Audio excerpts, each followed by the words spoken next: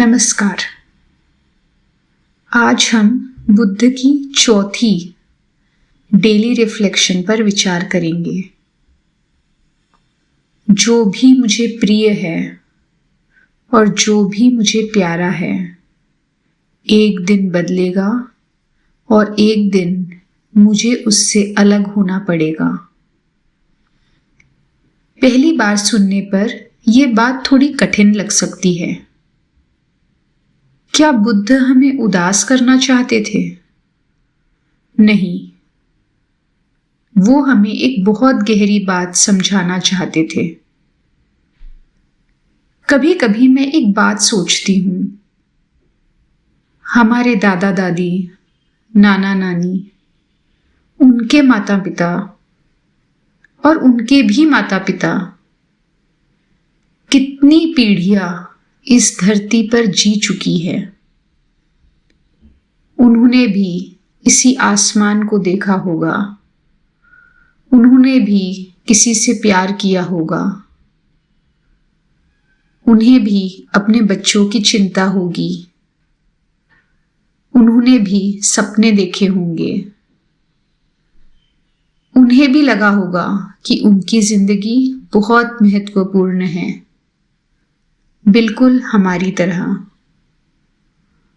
और आज वो सब कहाँ है?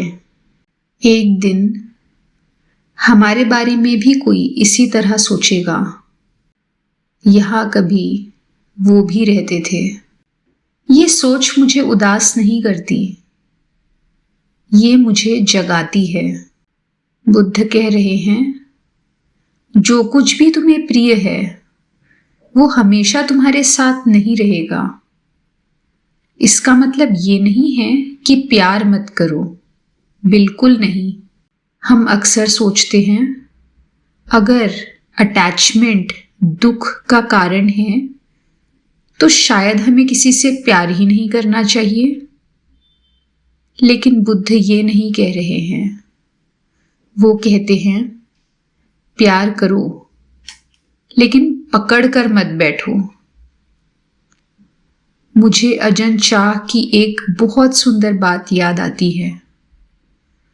उन्होंने एक ग्लास उठाया और कहा, मेरे लिए ये ग्लास पहले से ही टूटा हुआ है।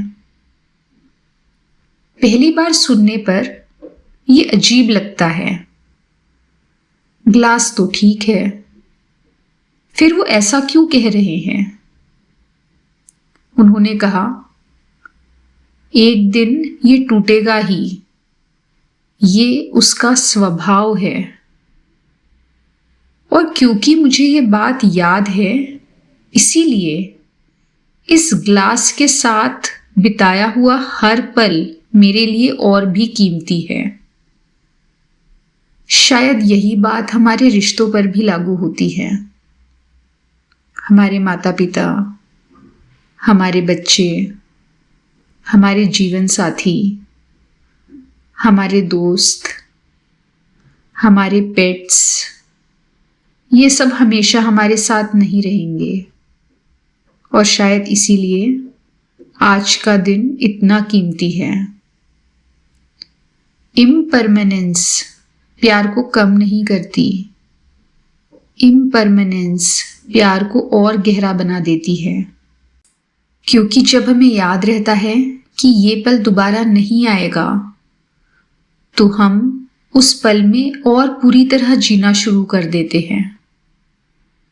बुद्ध का ये रिफ्लेक्शन हमें दुख देने के लिए नहीं है, ये हमें याद दिलाने के लिए है कि किसी को भी कभी भी हल्के में मत लीजिए।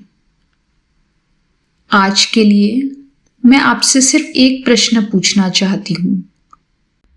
अगर आपको सच में याद रहे कि ये मुलाकात, ये बातचीत, ये साथ बिताया हुआ समय एक दिन आखिरी भी हो सकता है, तो क्या आप आज थोड़ा अलग तरीके से जिएंगे? धन्यवाद।